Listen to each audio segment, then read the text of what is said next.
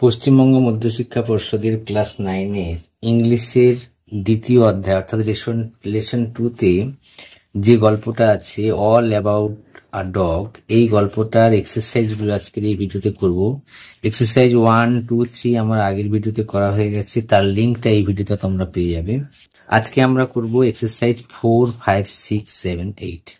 এই এক্সারসাইজগুলোর সমাধান আজকে করব। এক্সারসাইজ 4-এর করার আগে আমাদের এখানে কতগুলো এক্সাম্পল দিয়ে দিয়েছে। দেখো, read the following set of sentence, অর্থাৎ নিচের সেটগুলোকে বলতে বলেছে, সেট 1, সেট। আমরা একটা একটা করে দেখি। You have kept the rule, এটার ভয়েস চেঞ্জ করে এখানে লিখেছে the rule has been kept. The রুলটাকে সাবজেক্টটাকে অবজেক্ট করে দিয়েছে। ভার্বের থার্ড ফর্ম লিখতে হয়, থার্ড ফর্ম লিখেছে বাই ইউ। এইভাবে এটা চেঞ্জ করা হয়েছে, এটা ভয়েস চেঞ্জ করা হয়েছে। তাহলে এখানে বলেছে in the first set of sentence, অর্থাৎ এই প্রথমের সেটের সেন্টেন্সগুলো the form of verb show that, এই ভার্বের ফর্মটা দেখাচ্ছে যে the person denoted by the subject does something. তাহলে এখানে the person denoted by the subject does something, অর্থাৎ পারসন মানে এই ব্যক্তি অর্থাৎ ইউ, ডিনোটেড দেখাচ্ছে by the subject does something, subject দ্বারা কোনো কিছু কাজ করছে। ইন দ্য সেকেন্ড সেটে কি লেখা আছে? In the second set of sentence the form of the verb show that, অর্থাৎ ভার্বের ফর্মটা দেখাচ্ছে যে something is done to the subject, subject কিছু করছে, অর্থাৎ এখানে পারসন সাবজেক্টকে দিয়ে কিছু করাচ্ছে, আর সেকেন্ড সেটে আছে সাবজেক্ট কিছু করছে, অর্থাৎ এটা অ্যাক্টিভ ভয়েস, এটা প্যাসিভ ভয়েস। আমাদের এখানে এক্সারসাইজে কি বলেছে দেখো, in the following sentence underline the verb form which show that the person donated by subject does something, the person donated by the subject, অর্থাৎ ব্যক্তি যে কাজটা করছে তার তলায় দাগ দিতে বলেছে। আর circle the verb form which show that something is done to the subject, অর্থাৎ সাবজেক্টের দ্বারা কিছু করা আছে। আগে আমাদের এখানে দেখে নিতে হবে কি, she has sung a song, এই সিটা হচ্ছে সাবজেক্ট, হ্যাজটা ভার্ব, হ্যাজ সাংটা হচ্ছে ভার্ব, হ্যাজটা বিভার্ব, সাংটা ভার্ব, এ সং হচ্ছে অবজেক্ট, অর্থাৎ এই সাবজেক্ট এখানে এই গানটা গাওয়া কাজটা করছে। তাহলে এখানে আমাকে কার তলায়? সাংয়ের তলায় দাগ দিতে হবে, ঠিক আছে? আবার দেখো, a song has been sung by her, দেখো এখানে এই সাবজেক্টটা এখানে অবজেক্ট হয়ে চলে এসছে, মানে এই অবজেক্টটা এখানে সাবজেক্ট হয়ে চলে এসছে, এ সাং অবজেক্টটা এখানে সাবজেক্ট হয়ে আসছে, অর্থাৎ সাবজেক্ট এই অবজেক্টটা এখানে এসে এই কাজটা করছে। তাই এটার তলায় তোমাকে কি করতে বলেছে? গোল দাগ দিতে বলেছে। তাহলে এখানে তোমরা কিসে দাগ দেবে? গোল, হ্যাজ বিন থেকে পুরোটার তলায় দাগ দিয়ে দেবে, গোল দাগ দেবে, ঠিক আছে? তাহলে আবার দেখো পরেরটাই কি বলছে, he will draw a picture, এই যে ড্র এ পিকচার, এই ড্রটা হচ্ছে ভার্ব, এর তলায় তোমাকে আন্ডারলাইন করতে হবে, কেননা the person denoted by the subject does something. আবার নিচেরটাই দেখো, উইল বি ড্রন, এইটা হচ্ছে দেখো, এটা তোমাকে গোল দাগ দিতে হবে, ঠিক আছে? এইভাবে করতে হলে the verb form that you have underline are active voice, প্রথমে ভার্ব ফর্ম যেটা আমরা দাগ দিলাম সেটাকে বলা active voice. The verb forms you have circle are passive voice, অর্থাৎ যেটা তুমি গোল দাগ দিলে সেটা হলো প্যাসিভ ভয়েস। ভয়েসটা নিশ্চয়ই তোমরা ইতিমধ্যে শিখে ফেলেছো। এবার দেখো এক্সারসাইজ 5, এক্সারসাইজ 5-এ কি বলেছে, change the voice of the following sentence, নিচের সেন্টেন্সগুলোর ভয়েস চেঞ্জ করতে বলেছে। আমি এগুলো খাতায় লিখে নিয়েছি, খাতায় লিখে নিয়ে এগুলো করছি। তোমরা দেখো যে এখানে লিখেছে নীলা হ্যাজ বট এ বুক, এখানে নীলাটা হচ্ছে সাবজেক্ট, হ্যাজ বটটা হচ্ছে ভার্ব, হ্যাজটা হচ্ছে বিভার্ব, এ বুক হচ্ছে অবজেক্ট। আমরা জানি ভয়েস চেঞ্জের নিয়মে কি করতে হয়, অবজেক্টটাকে আগে সাবজেক্ট করে লিখতে হয়। তাহলে তোমরা কি লিখবে এখানে? এ বুক, একদম সহজ একটা ভয়েস চেঞ্জ এখানে দেওয়া আছে, এ বুক। এবারে হ্যাজ থাকলে কি হয়? হ্যাজ থাকলে হয় হ্যাজ বিন লিখতে হবে, কি লিখতে হবে? Has bin, HAS has been লিখতে হবে। মনে রাখবে ভয়েস চেঞ্জ করার সময় টেন্সের কিন্তু পরিবর্তন হয় না।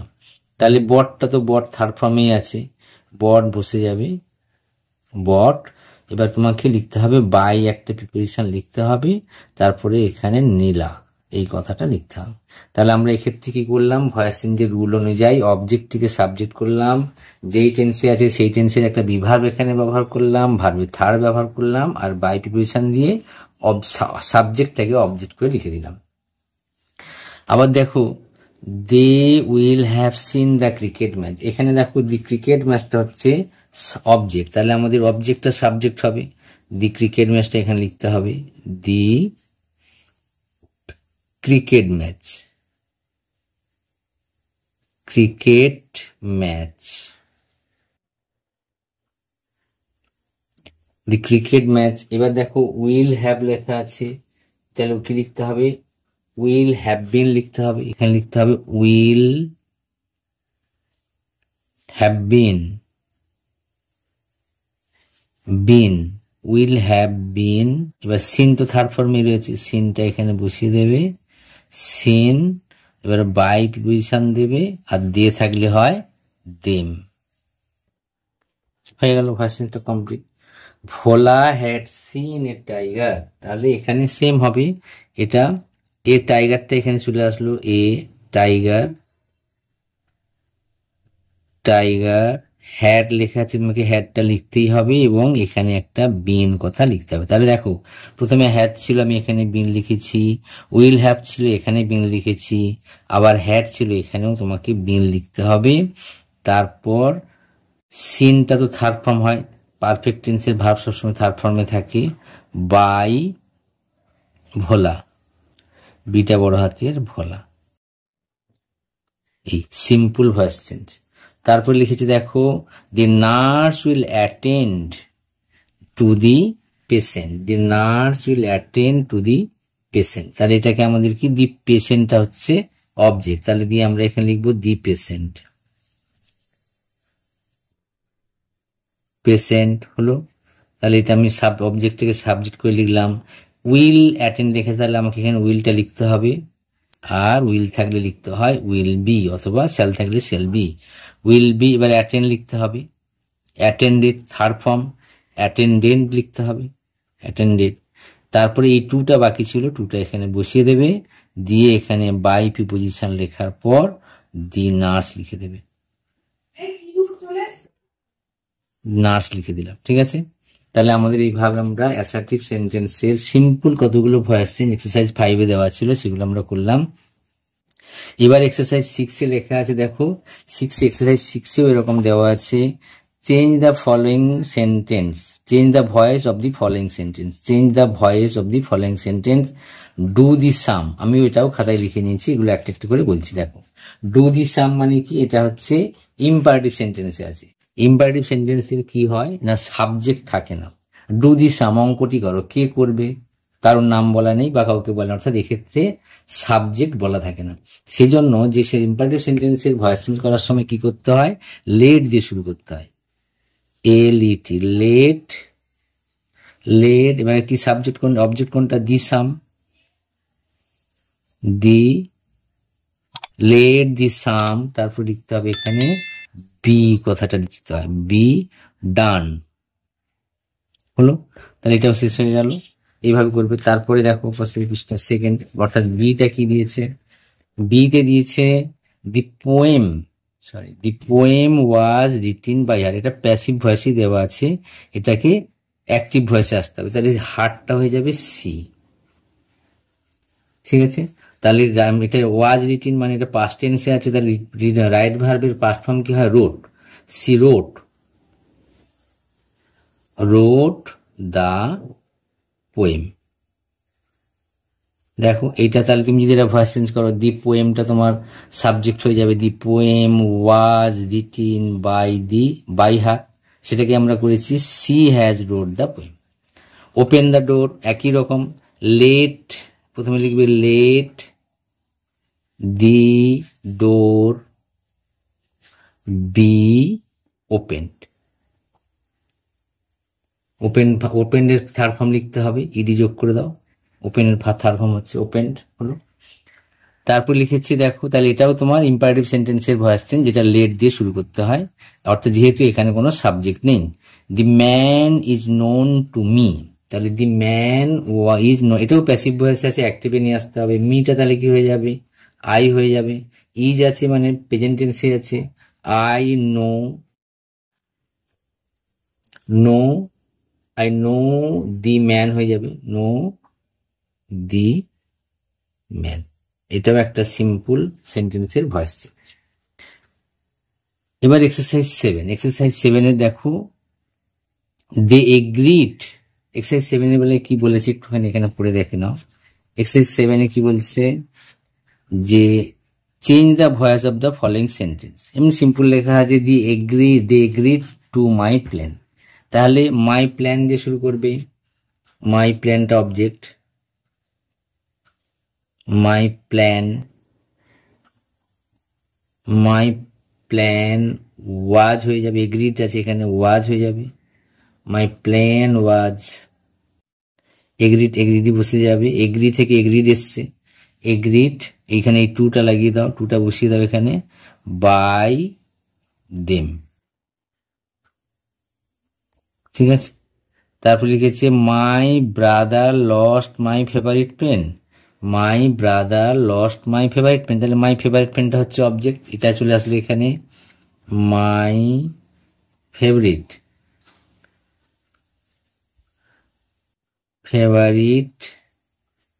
পেন, মাই ফেভারিট পেন, এখানে লিখেছে my favourite pen, my brother lost my favourite pen, তাহলে মাই ফেভারিট পেন এখানে লিখে দাও হ্যাজ, হ্যাজ নয় হ্যাড করো, had, my favourite pen had been লস্টের ভাব পাবেন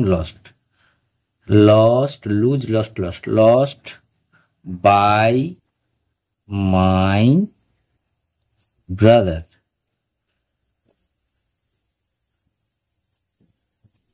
my favorite pen had been lost by my father, my brother sir। তারপরটা দেখো the man is writing a letter, এই লেটারটা হচ্ছে অবজেক্ট, এই লেটারটা তাহলে সাবজেক্ট হবে, আর এটা প্রেজেন্ট কন্টিনিউয়াস টেন্সে আছে তাই বিং কথা লিখতে হবে, my letter is being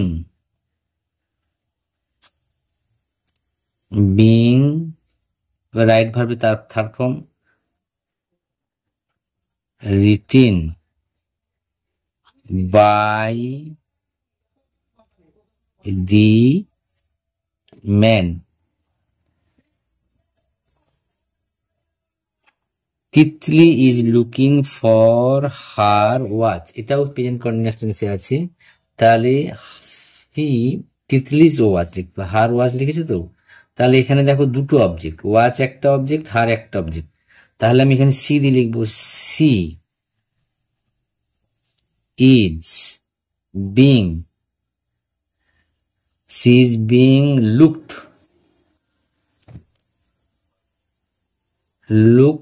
for watch by Titli, Titli, ঠিক আছে। তাহলে এইভাবে এখানে যে 4টে ভয়েস চেঞ্জ ছিল সেটা আমরা কমপ্লিট করলাম, ঠিক আছে। এবার এখানে ধরো Titli is looking for her watch, এই হারটাকে সি করে যেমন করা যায় আবার ওয়াচটাকেও করা যেতে পারে, ঠিক আছে। ঠিক আছে, ওয়াচ দিয়েও শুরু করতে পারবে। আবার আমরা এক্সারসাইজ 8-এ চলে যাব। এক্সারসাইজ 8-এ কি দিয়েছে দেখে নিই, খাতাটা সরিয়ে দিই। অ্যাক্টিভিটি 8-এ কি দিয়েছে, tick the correct alternative given in the bracket আছে। It rain, has been raining, is raining, since মানে অনেকক্ষণ আগে শুরু হয়েছে এখনো চলছে, তার লিখতে হবে has been raining, it has been raining since morning. Last Sunday had been going, go এটা ওয়েন্ট হবে, last Sunday went to the zoo. I will be was am in 10 next year, তাহলে I will be পরের বছর আমি class 10-এ যাব।